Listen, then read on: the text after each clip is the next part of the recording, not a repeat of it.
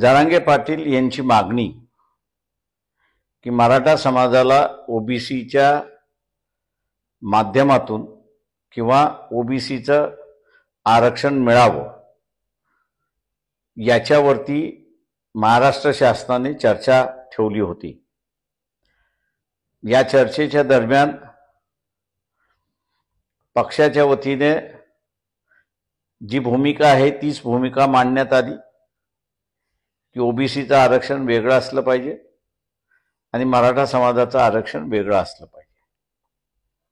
परंतु या बैठकीमध्ये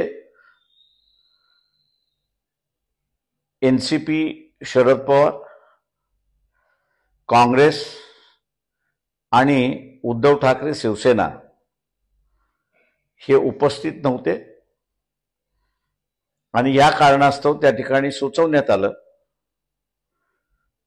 की सर्वांनाच पत्र लिहून प्रत्येक पक्षाची भूमिका काय आहे या मागणीच्या संदर्भात ती लेखी देण्यात यावी। बैठकीमध्ये ती मागणी मान्य करण्यात आली आणि आम्ही आता मानतोय की ज्या प्रश्नावरनं महाराष्ट्रामध्ये दुबगला असं दिसतंय कदाचित ते एकत्र येण्याची प्रक्रिया सुरुवात होईल।